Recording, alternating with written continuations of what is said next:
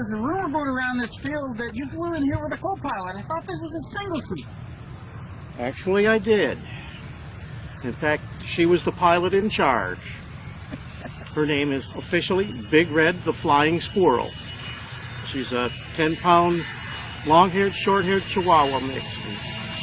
Loves to go anywhere and about anything. Boat, car. She's got about 10,000 miles riding the floorboards of a motor scooter. And this was her first flight coming in here, and she absolutely loved it, as you can see. So, how did you get involved with the M-squared aircraft? As an interesting story,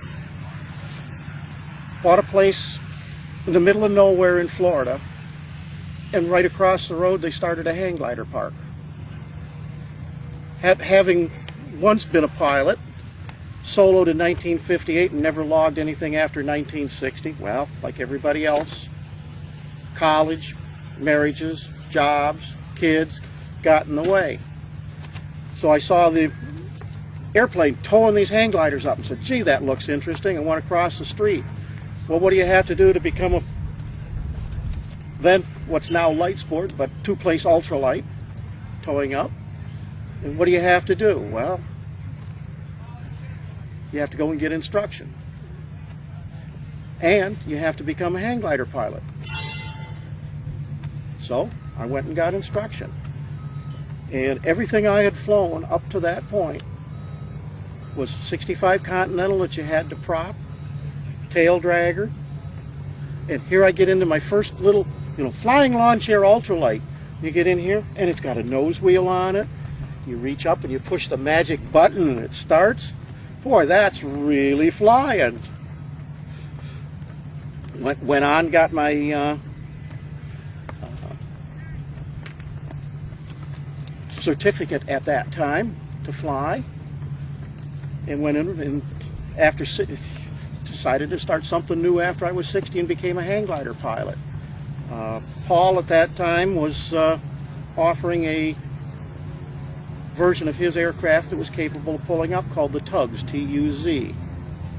And so got to know Paul through that, and then decided I wanted to go out on my own, decided I was getting too old to do that launching hang gliders and mow that 60 acres every week for the owner. Decided, well, I'm going to retire and just buy myself a little Part 103 and fly. And I knew that Paul had one of the safest, strongest little planes built. In fact, it's so strong it weighs 250 pounds. It'll lift 300 pounds payload. And I flew 100 miles with 295 pounds, including my dog on board. So I proved the point. You can go cross country slowly. Basically 100 miles, which means I probably covered 130 miles getting here. And it was 3 hours and 53 minutes airtime. And at many times you're looking at the airspeed and you're showing 35 thinking great, and then you look at the GPS and you're doing 18 over the ground. But that's flying low, slow. It's beautiful. So where are you positioned at it? Where's the airplane hanging? Actually, I live in what I call the middle of nowhere in Florida. I'm basically off the south end of Lake Okeechobee.